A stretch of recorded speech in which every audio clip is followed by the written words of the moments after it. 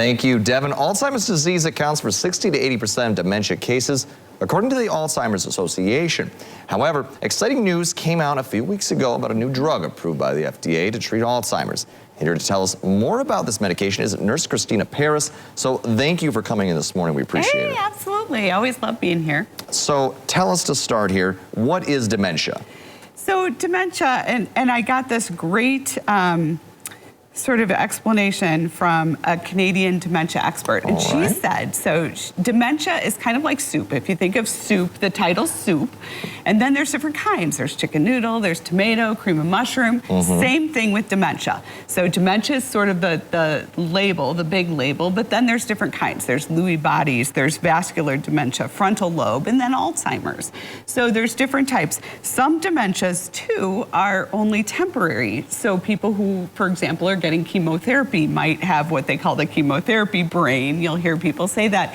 It's just some memory loss, some cognitive delay, nutritional deficiencies. People with metabolic or endocrine disorders may also have some kind of temporary dementia that's going away. Oh, all right. Well, that's good to know. So what's Alzheimer's disease now, narrowing this path down? Right. Here? So when we talk about Alzheimer's disease, it's typically you'll hear about the amyloid plaques and the tau tangles. So amyloid is found in the brain, but it's also found in the brain, not necessarily in the hard plaques. So so when we look at it, we're looking at what's going on in the brain. And when amyloid turns to plaque, you know, you think of a harder substance. I think it's like stuff on the teeth. Right, yeah, absolutely. And so it makes those neural pathways, it sort of puts a blocker in it so things can't go through. So, so when people have Alzheimer's disease, these plaques form, and then they have real difficulty with functions as simple as knowing to sit down or to go to the bathroom or to eat. So when it gets really bad, it can be really challenging to treat. Goodness. But we're going to talk about now the new medication. So who will benefit from this new medication that came out? So the new medication is called lecanemab, or Leqembi is kind of the word for it. Sort of like we have acetaminophen, but we also have Tylenol. So that's what Leqembi is.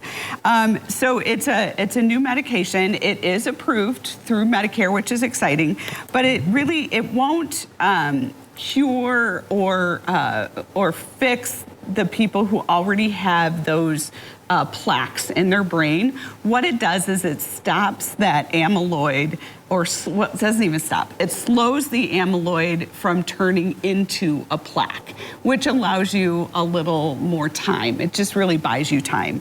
It's expensive. It costs $26,000 a year, and it is on an accelerated approval. So that means that it hasn't gone through all 3 phases of, actually I think it has gone through phases, but it was accepted under the phase 2 trial. So they didn't look at, the FDA didn't look at the phase 3 stuff prior to approving it. So it was on an accelerated approval. Something to know, not that it's bad, but just something to keep in mind.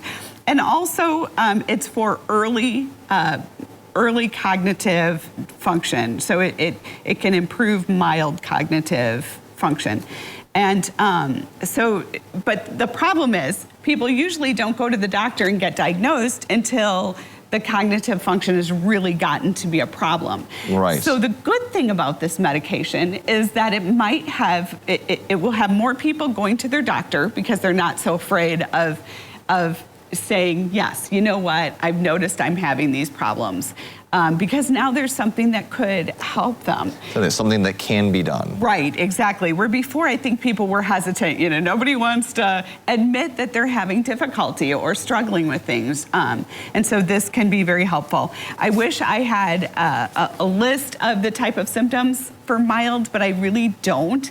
So just go and talk to your provider. Things were really, when I was trying to look them up, kind of iffy on what is considered mild and what isn't. So anytime you're noticing something different in your cognitive ability, your memory, your ability to do your bills, to get dressed in the morning, to driving, things like that, you have conversations with your provider. Absolutely. Always good to be alert and, paying attention to these things.